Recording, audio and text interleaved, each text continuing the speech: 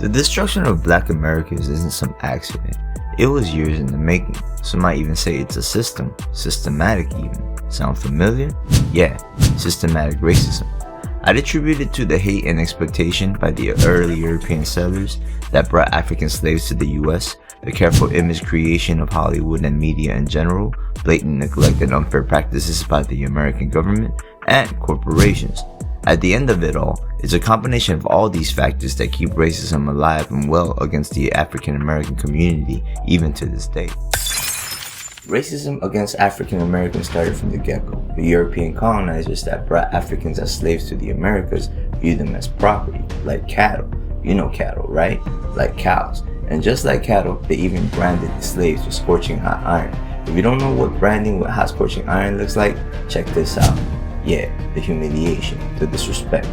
The enslaved were expected to work from sunrise to sunset for the free, my brother. Oh, and if the so-called slave masters weren't satisfied about something, they'd whoop the living shit out of the slaves. Scarred backs of the victims showed just how inhumanely slaves were punished.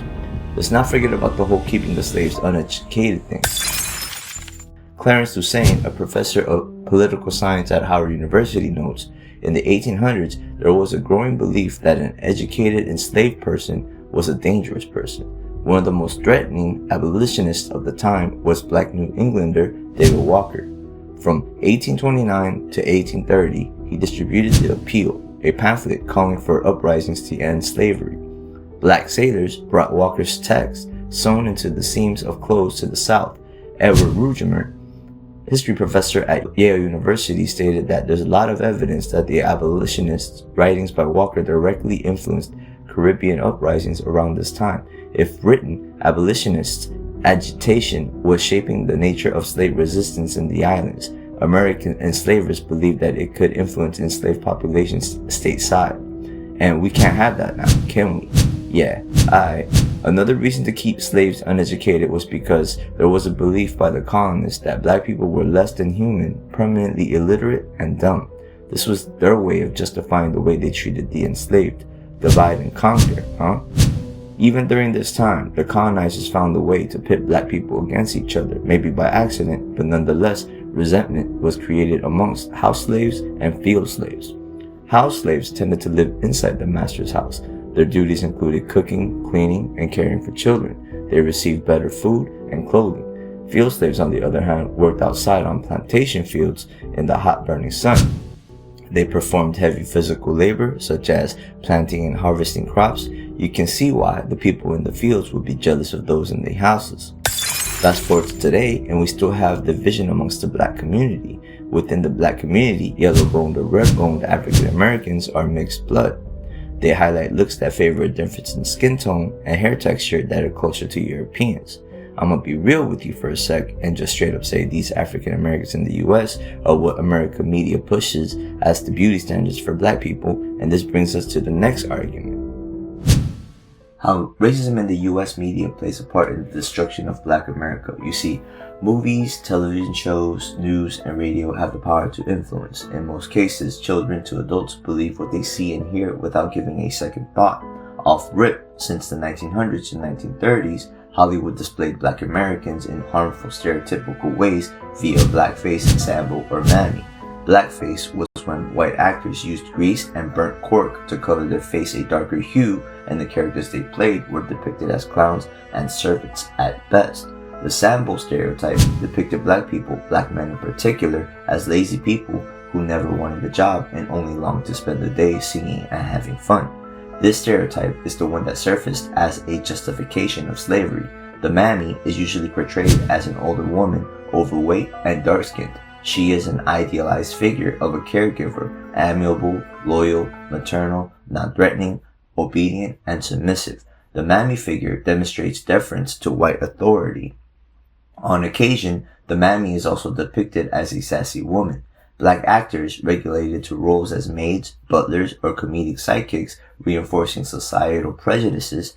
The imagery this created was that black people were still lesser than their white counterparts. Fast forward to the 1970s, and we have blaxploitation films like Shaft and Foxy Brown. These films portrayed the main characters as empowered and rebellious, but perpetuated crime and violent stereotypes. These films were usually cheaply made and not considered high art. The characters in these movies were often pimps, prostitutes, and bounty hunters, not exactly the type of role models that emphasize high class in society. Let's move on to TV shows, particularly crime shows, where primarily black actors are regulated to thugs and drug dealers that the police catch and lock up. The news channels don't help much either when they're always showcasing crimes committed by black people but choose to sweep crimes committed by other races under the rug. According to FBI.gov, white people accounted for 59.1% of violent arrests, yet I'll bet you $100 that the general public will still associate crime with black people. The imagery that the media creates sticks with people, and when people associate these images with a certain race, they tend to believe it as reality. Now let's come back to when I mentioned about the American media pushing certain beauty standards for black people. Think about it for a second. Beyonce, Chris Brown, Vanessa Williams, Halle Berry, Rihanna, Alicia Keys, T.I. What do all these celebs have in common? Yeah, exactly. They're all light-skinned. Don't get me wrong, there are darker-skinned celebrities in America, but the ones that get the major push are the lighter ones. Again, don't get it twisted and think I'm downplaying anyone's talents here. People magazine has been publishing the world's most beautiful people since 1990, and the 3 black people they've listed, 2 of them happen to be light-skinned. Halle Berry in 2003 and Beyonce in 2012. Lupita Nyong'o took the prize in 2014 as the only dark-skinned beauty, according to People magazine, since the inception of this list. Imagine all the years American media telling the world what beauty was. Long straight hair, light skin, almost European-like, huh? Yeah, aight. Imagine the insecurities, the self-hate this might have caused. Where was the government in all this? Alright, that's the next argument. We're all raised to believe that the government has all the citizens' best interest at heart. In the case for African Americans, it seems like it's far from the truth. In 1933, the federal government began a program designed to increase and segregate America's housing stock. The government's efforts, according to author Richard Rothstein, primarily designed to provide housing to white middle-class, lower middle-class families, while African Americans and other people of color were left out of the new suburban communities and pushed instead into urban housing projects. Rothstein's new book, The Color of Law, examines how local, state, and federal housing policies mandated segregation. He noted that the federal government established a new sector called the Federal Housing Administration in 1934, and it furthered the segregation efforts by refusing to insure mortgages in and near African American neighborhoods, a policy known as redlining. At the same time, the FHA subsidized builders who were mass-producing entire subdivisions for whites with the deal that none of the homes were to be sold to the black community. The FHA's justification was that if African Americans bought homes in these suburbs, or even if they bought homes near these suburbs, the property values of these homes they were insuring for the whites would decline, and therefore their loans would be at risk. There were no basis for these claims. As a matter of fact, when African Americans tried to buy homes in these all-white neighborhoods, property value rose because African Americans were more willing to pay more for the properties than whites were, simply because their housing supply was so restrictive and they had fewer choices. Let's paint a picture. The government had a hand in creating the hoods, aka the projects of today. There's more to it than just housing. They've created an environment where black people, no matter their social economic status, all lived together. Over time, these new suburbs for the white Americans, properties values went up. The value of the property in the black communities went down. Houses, which are property, and property are assets. Assets are essential for generational wealth. So while white people were generating this wealth, black people were essentially stuck in this non-evolving cycle. You see, when a family has a house that has a lot of value, they could go to a bank and use that house's value to take out a loan to create more opportunities for themselves to make more wealth. As time passes, opportunity is lost. To further elaborate and give you a clearer picture, this generation's great balancing act was Bitcoin. Bitcoin is a cryptocurrency created by an anonymous figure named Satoshi Nakamoto. His vision was to create an internet-based currency for the people because he was angered after the housing bubble of 2008. To put it simply, the government allowed banks and Wall Street to sell the citizens garbage bonds and enrich the already rich, while the common people suffered losing their life savings and crashing the value of their homes in America. A bond is a loan to the government or corporation, and after a certain period of time, they promise to give the investor back their money plus interest. Satoshi felt it was time to take power away from the government-made money back into the hands of the people, and Bitcoin was born. Let me not bore you and get to my point. Time and opportunity cost. If you bought Bitcoin back when it was less than a penny, fast forward to today and 1 Bitcoin costs over 100 racks. You can't go back in time. That opportunity is lost. So the Black Americans live in the projects, and generations are stuck in this same environment with no progress. You damn right, this is going to stir anger and resentment. So picture this environment of angry, resentful, and maybe even depressed people in one area. Do you not think that this energy is not going to be shared amongst the neighbors? Negative energy spreads fast and hope is depleted. Motivation? Yeah, what's that? Public schools are funded by the government, and an area where many of its citizens are hopeless are sure to not care to do their best at school.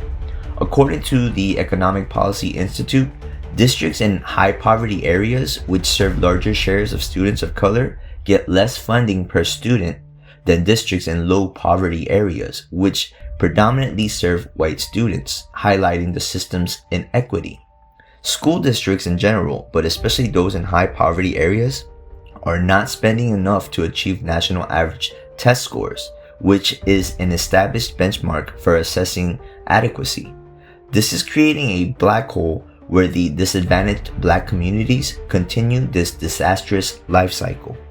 Have you ever heard about the Iran-Contra scandal? In 1979, Cuban-backed Sandinistas took charge of Nicaragua. During this time, the US was going headstrong against the spread of communism and would do anything in its power to do so. President Reagan wanted to fund a local rebel group called the Contras to go against the Sandinistas, but in 1982, there was an agreement signed called the Boland Amendment, which prevented the US from sending funds or any aid to the Contras legally. In 1985, Reagan made a deal with Iran to send weapons and funds due to a hostage situation. He secured $30 million. $12 million went toward his Iran deal, and $18 million was funneled to the Contras by Lieutenant Colonel Oliver North. And here comes the most interesting parts. There's a controversial alleged conspiracy that the CIA was directly involved with the spread of crack cocaine to the black communities in the US to continually fund the Contras. Crack cocaine is a form of cocaine that's mixed and cooked with baking soda. It was a more addicting form of the drug and cheaper to obtain. It devastated the black communities around the US. This epidemic was an introduction of a highly addictive substance that further prevented black communities from advancement in society. Drugs and depressed people go hand in hand because drugs give a user happiness so long as they use the drug. Along with the drugs came more crime and violence in the communities. Crack being so addictive, the addicts would turn to stealing from family and neighbors to get the next hit. It destroyed the addicts and families of the addicts. The addicts' whole world was just getting more drugs. Work, careers, all gone. At the same time, the ones selling the drugs saw an opportunity to make a lot of money in a short period of time. This created a very hostile environment where drug-ridden neighborhoods were flooded with junkies, drug dealers, thieves, and other opportunists who tried to steal from drug dealers. And these drug dealers weren't just going to sit there and get robbed without a fight. Guns here and there aren't just for show.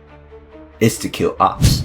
Have you ever heard of the term kick a man while he's still down? Yeah, on top of this controversy, the US government passed a law in 1986 to send people caught with smaller amounts of crack longer than those who were caught with more powder cocaine. How much more? 100 to 1. So someone that was caught with 5 grams of crack was sentenced to 5 years in prison, while the person has to be caught with 500 grams of powder cocaine to receive the same punishment. Disproportionately, crack was consumed more by African Americans, whereas powder cocaine was mostly consumed by richer white demographics. And here comes the next argument. The US has the highest number of incarcerated people in the world. Yeah, you heard right, in the world. The US has a very particular system in place called private prisons, and who runs these private prisons? Private corporations, that's who. Some of these corporations are the GEO Group, CoreCivic, LaSalle Corrections and Management, and Training Corporation. Private prison corporations receive government dollars to house people in their facilities. The private prison industry's business model is based on locking up more people. Think about how the same drug in different forms can get a certain demographic more time in the slammer. Now think about corporate influence in the government to increase more prisoners. Is it coincidence or directly man-made? According to CEPR.org, the first private prisons in the US opened in 1984, and over the next 3 decades, the imprisoned population increased by 194%, while the country's overall population only increased by 36%. A decade ago, 2 judges in Wilkes-Barre of Pennsylvania accepted more than $2 million in bribes as part of a scheme to benefit one private prison facility over another, as well as funneling hundreds of juvenile delinquents into the jail, often for trivial offenses. In 2016 and 2017, private prisons and companies that serviced them spent $12.4 million on lobbying state lawmakers or campaigns, according to National Institute on Money and Politics. According to NYU.edu, new research offers evidence that black drivers are more likely to be stopped by police than their white peers. In a data set of nearly 100 million traffic stops across the US, black drivers were about 20% more likely to be stopped than white drivers. The study also found that once stopped, black drivers were searched about 1.5 to 2 times as often as white drivers, while they were less likely to be carrying drugs, guns, or other illegal contraband compared to their white peers. Ever heard of this rap line here by the late great Notorious B.I.G.? Either you're swinging crack rock or you got a wicked jump shot. Have you ever wondered why many black young men believe in this? Corporations are not only influencing the prison systems, they are also involved in racial discrimination in hiring too. According to NPR.org, a watershed study found that applicants with names suggesting they were white got 50% more callbacks from employers than those whose names indicated they were black. If a person is not qualified for a position due to their experience and abilities, then shit, race has nothing to do with it, but it seems like it's not always the case. Yet again, according to NPR.org, Dorian St. Fleur, a career coach and workplace consultant, said she wasn't surprised by the findings showing fewer callbacks for presumed black applicants at some companies. She mentions that she knows the study focused on entry-level positions, but that unfortunately it doesn't stop there, that she's seen it throughout the organization all the way up to the C-suite. She goes on to mention that many of her clients have the right credentials and experience for certain jobs but aren't being hired. So, there you have it, folks. Not only did the black community have a rough beginning, it just kept snowballing into other aspects of American historic culture, from slavery to the careful crafting of their image broadcasted all across the country. Hell, I'd even say to the world. Getting spit on by the law, getting backhanded by giant businesses that are primarily white owned. It's a never-ending fight, really. Has it gotten better? Yeah, in some aspects, but we still have a long ways to go. Will it ever be completely fair? Nah, I don't think so. But that's another video altogether. Until next time, I'm out. Peace. And also, don't forget to subscribe, like,